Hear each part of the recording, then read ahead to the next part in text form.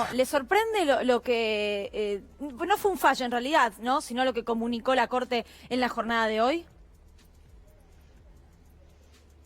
En realidad, no me sorprende. Es un fallo que se ajusta un poco a la lógica de la Corte.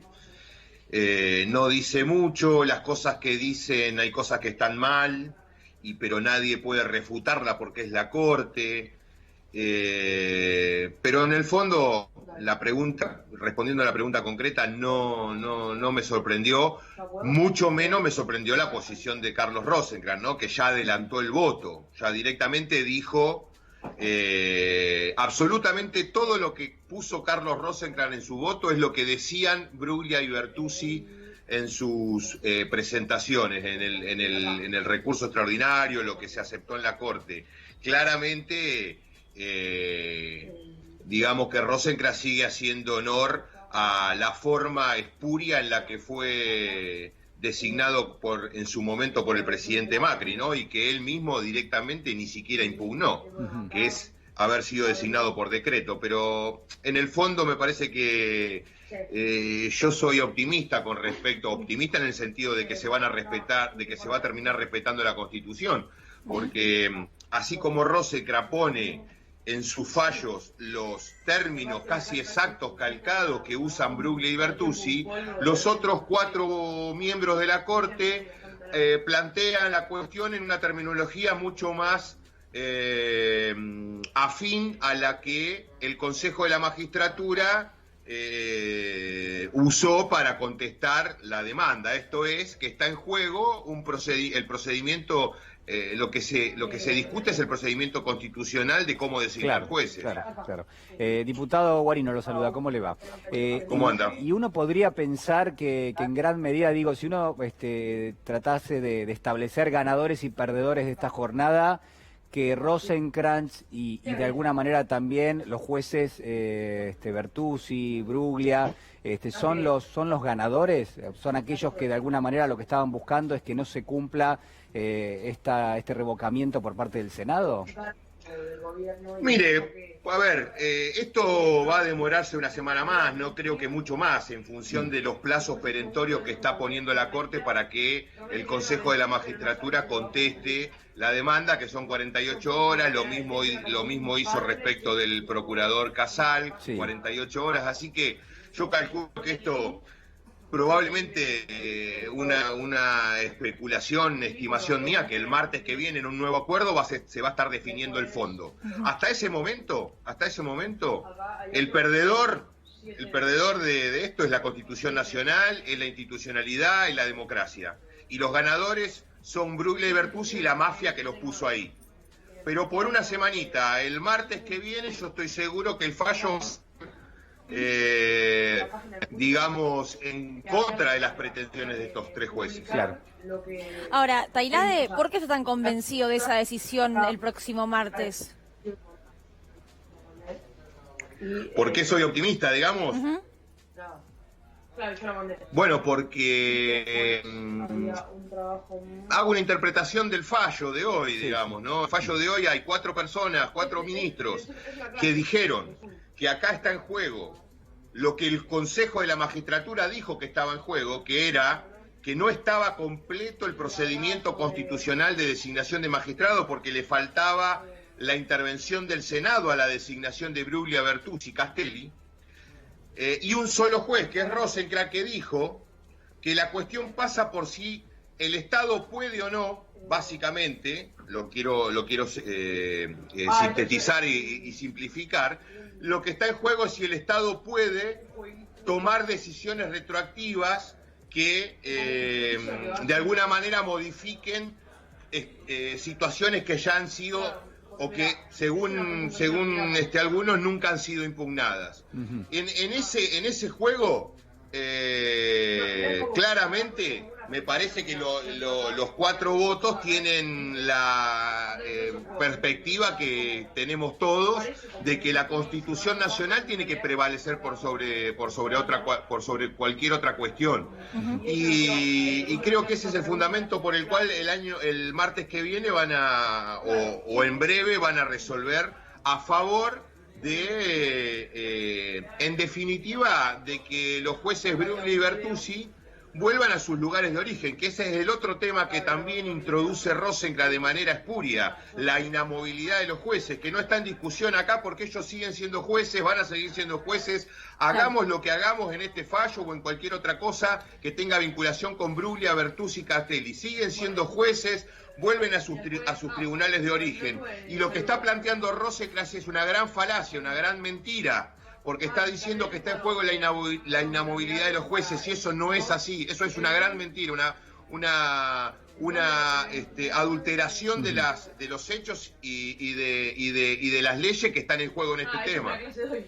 Diputado, lo saco de este tema y lo llevo a otro. Por supuesto, todo participa creo yo, de un mismo mapa, de la justicia, lo que se llama la justicia M. Quiero hablarle de la causa de los cuadernos y de lo que conocimos hoy, ¿no? Este informe del juzgado número 11, juzgado federal, que lo que dice en principio, y queda oficial ya de alguna manera confirmado, es que no hay grabaciones ni registros fílmicos que respalden los dichos de los arrepentidos. Digo, ¿qué opinión le merece esto? Mire, Julián, no acostumbro a ser autorreferencial ni a hacer autobombo, pero estaba repasando declaraciones mías de hace 2 años, porque quería ponerlas en mis redes, de hecho la voy a poner en un ratito, respecto de lo que yo decía por estas cuestiones hace 2 años, es decir, cuando la causa Cuadernos era el boom de la realidad política argentina. Dije en ese momento que la causa iba directo al naufragio por la irresponsabilidad de Bonadío y de Stornelli. En ese momento señalé varias razones. Señalé la irregularidad de no dejar registro de los arrepentidos, que solamente esa era la prueba, el arrepentimiento de los empresarios bajo extorsión. Además, entre otras cosas, el mecanismo de forum shopping con el cual se quedaron con la causa Bonadío y Stornelli, la irregularidad flagrante que significó que un periodista de La Nación se junte a tomar un café con Stornelli para diseñar este esquema. Bueno, todo eso iba a terminar en un gran fracaso, en el naufragio de la causa y en la responsabilidad de Stornelli y de Bonadío por haber dejado que se convierta en nula lo que ellos decían que era la causa más grande de corrupción de la historia argentina. Bueno, 2 años después estamos transitando ese camino que yo adelanté. Ahora, Tailade, ¿les importaba a ellos que sea pan para hoy, hambre para mañana? Es decir, si las testimoniales para los arrepentidos no estaban siendo grabadas, no había un archivo y sabían que en algún momento Casación o un tribunal superior lo iba a pedir, ¿importaba eso? Evidentemente no, porque ellos tenían en mente que en el 2019 iban a volver a ganar las elecciones.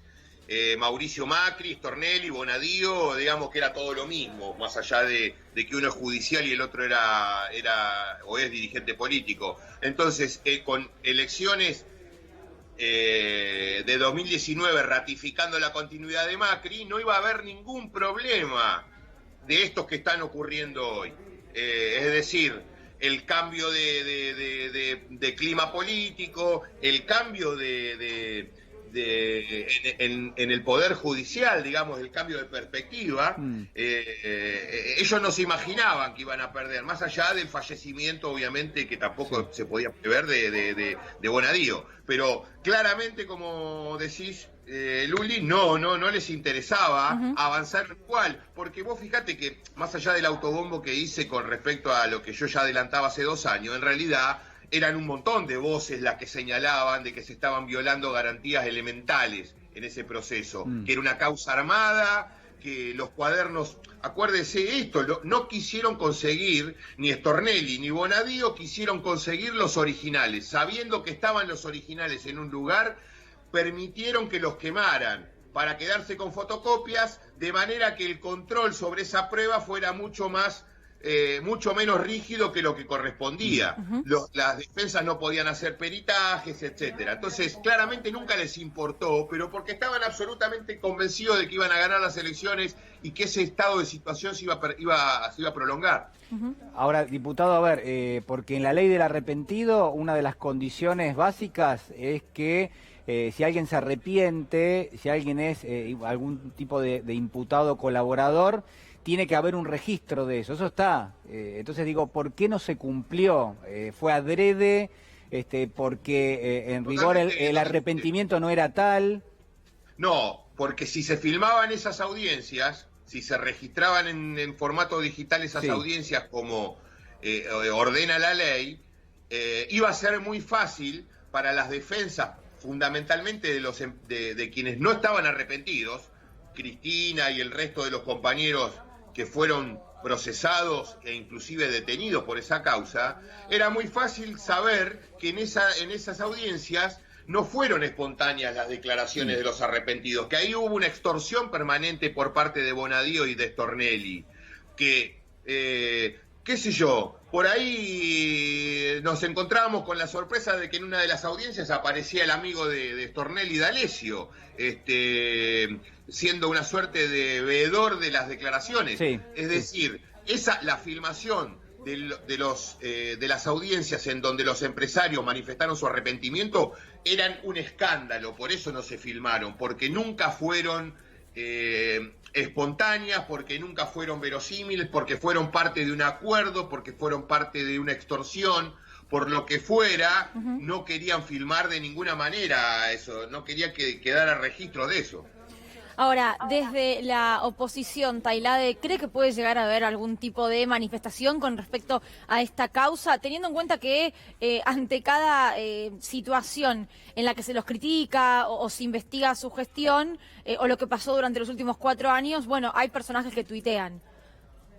Sí, va a haber extorsión nuevamente en los medios de comunicación contra la jueza Figueroa, contra el juez Petrone, contra creo que el juez Barrotavenia, que son los jueces de la sala de casación que tienen que resolver si esto es válido o no, y como consecuencia de esa pésima investigación llevada a cabo por Stornelli y por Bonadío, al caerse los arrepentimientos se cae la causa porque son las únicas evidencias concretas que hay.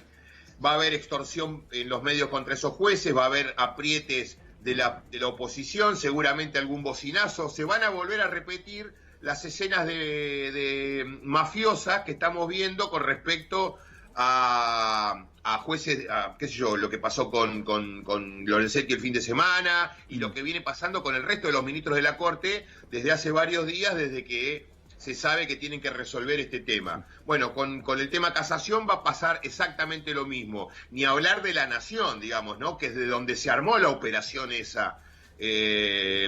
Deberían pasar algunos de los periodistas de la Nación, o mejor dicho, el periodista de la Nación que armó esto, Diego Cabot, debería pasar también por tribunales en algún momento a explicar su responsabilidad en todo esto. Diputado, y mientras lo vemos allí a Carlos Rosenkrantz, el titular de la Corte, uno podría pensar, y un poco se lo pregunto a usted, que hay alguna especie de filiación o quizás que, lo voy a preguntar de otra manera, ¿los jueces de la Corte son todo lo independientes que se supone que debieran ser? Y mire, Julián, la verdad que no quiero hacer manifestaciones de ese tenor cuando en breve, en pocos días van a estar resolviendo un tema que para mí es muy importante y no quiero que se considere mis manifestaciones como también formando parte del sistema de presión que estamos viendo.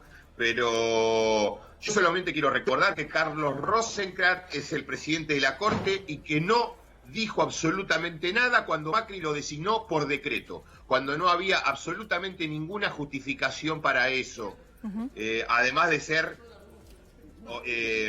flagrantemente inconstitucional. Bueno, evidentemente estaba muy conforme. Tampoco tampoco me voy a olvidar que hace unos días, cuando el presidente de la Corte llamó al acuerdo extraordinario del día de hoy, justificó su decisión en una suerte de épica, hablando, recién estaba viendo que no quería darle una nota a Lautaro, al cronista de ustedes. Sin embargo, a Clarín y a La Nación le da notas, le habla, le dijo en su momento cuando llamó, hace una semana, cuando llamó a este acuerdo, habló de la enorme responsabilidad que tenemos de decidir, es decir, inflando una decisión que tiene que ser una cuestión normal, le dio toda una épica para digamos, incrementar el nivel de conflictividad social que tiene esta cuestión, inexplicable, pero por supuesto conflictividad social que disparó o que está azuzando el diario Clarín, el diario La Nación, desde sus portadas. Tailade, muchísimas gracias por su tiempo. No hay por qué. Un abrazo. Adiós.